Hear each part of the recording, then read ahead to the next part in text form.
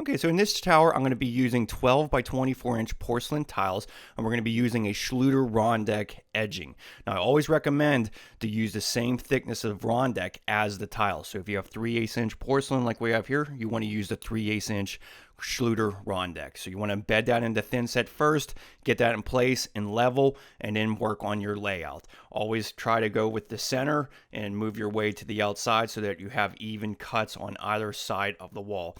We're going to be using a mosaic in the center, and so basically I just like to not just measure but also pencil mark each tile to see exactly where things are referenced on the wall.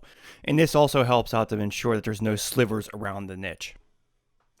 My pattern is going to be third pattern because this is longer than 15 inches. The TCNA and most tile manufacturers recommend that you go a third pattern on anything longer than 15 inches. So meaning that our grout joints are going to be a third pattern. So we're going to be dividing this 8 inches and 16 inches. So what you want to do is pay attention to not only the curvature of your pan, you always want to try to cut down that first row of tile so that you can scribe cut to the bottom of your tile. You don't want to be stuck with not being able to, you don't want to be basically having big gaps at the bottom of your shower. So I would always recommend at least cutting a 1/2 inch off your first row tile so that you can basically scribe cut it to the base. So I'm going to start out the tile installation against the Schluter Rondec. I find using 12 by 24s vertically going up the wall to be one of the easiest patterns to install. And the main reason is once you have that Schluter Rondec set, you could just set all those tiles and go all the way up to the ceiling. And then using a leveling system like I'm using here is really helpful. It keeps the lippage in between the tiles nice and flush. It's a wedge and clip systems, and the clips are actually spacers themselves. So you can get them in various sizes, 16th, 1/8 inch, whatever your grout size is, you can purchase the clips in that. I'll leave some links below for this system, but I highly recommend using a clip system for this. You just want to be sure that you're using directional troweling and back buttering your tiles. I always recommend doing the mosaic after you set your wall tile so that you can get them flush with one another. So we'll go ahead and put our laser on that mark.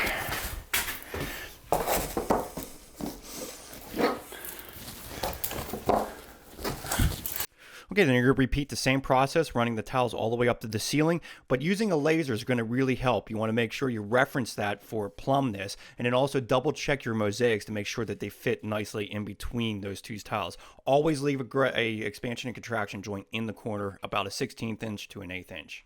Okay, so when it comes to the niche, let's just measure what the half of this. This is a 28 inch niche, so we want to put a shelf like right in the center.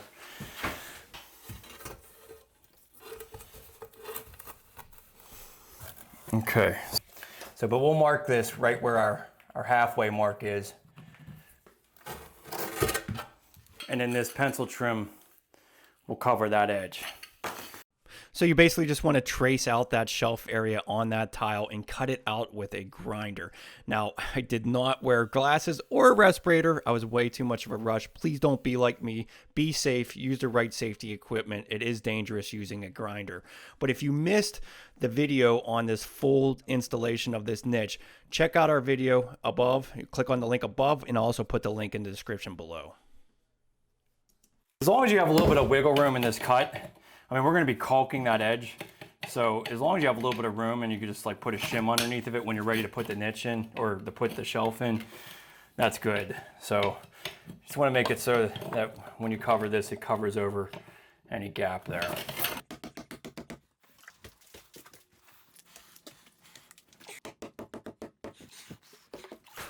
Okay, so when it comes to mosaics, something like this that's on a vertical strip, one thing that you have to be thinking about is the heaviness of this tile.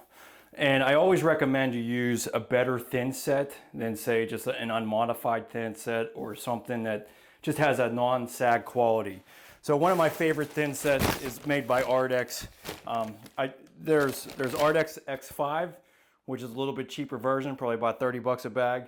And then there's the X77, which I would say is the premium thin set. I don't have any on hand today, but I typically, for mosaics, I'll go with the X77. Now that is about 60 bucks a bag, so it's pretty expensive, but the non-sag quality of it is going to make this a lot less stressful to install. So I do highly recommend, even if you're doing a Schluter shower, I mean, all set is primarily what I use, but it doesn't have a very good non-sag quality to it. It ends up sagging, and when you have all this weight going vertically, it wants to just bow out that bottom tile because it all keeps sliding down. So you do have to go with a better thin set to hang these. So mix a little bit of X5. And one thing you want to pay attention to is when you're installing this is to see how flush it is with the outside tile. Now this is only probably about a 1/16 inch smaller, and that's mainly because of the thin set that I put behind this wall tile, so that's kind of bumping it out. A 1/16 inch isn't bad. You can definitely build that up and make that work, but what would make it a lot easier is just adding a piece of curdy band straight down the middle of this, because this is going to basically give like a 1/16 inch spacing on it. And then if you could get this to be even before you put the thin set up, then you'll be set up for a good installation.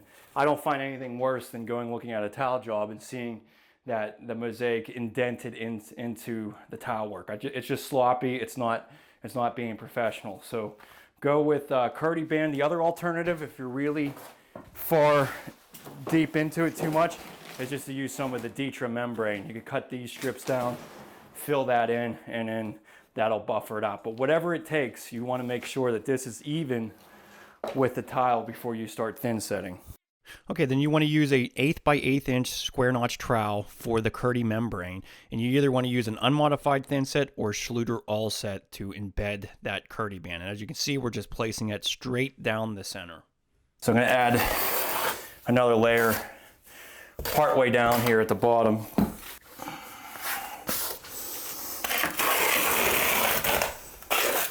See what that does.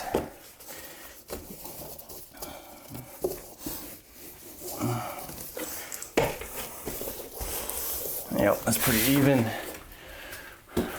And then I did the same thing at the top, adding another layer of curdy band. You can use as many layers as you need, and I'm using a 1/4 by 1/4 inch square notch trowel for the mosaics. Okay, so we want to make sure we get expansion contraction, so put a couple of these horseshoe shims down.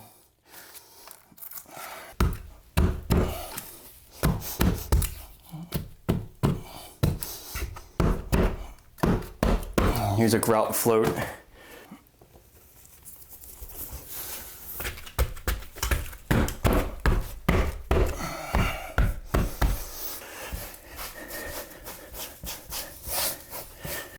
Okay, then from there, you just continue to work your way up the wall using that grout float to tamp it in and make sure that it's well bonded.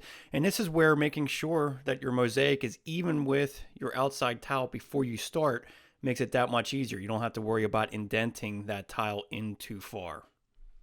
Okay, so now everything's nice and flush here, and you should be able to just clean up a little bit tomorrow and be ready to grout. So using that non-sag thin set really helps out. I can't stress that enough. Definitely worth spending a little extra money. Saves a lot of time, and it will prevent you from having any issues. So I hope these tips helped you out with your own installation and that you became a little bit more efficient and then made it easier for you. In my next video, I'm going to show you the plumbing wall, the layout, and how to prepare for around that niche. So please subscribe, and I'll see you in the next video. Thank you. Exactly proud of that cut, but it's not going to be a problem because it's going to seal to that, and you want to pay attention to this seal right here on the back.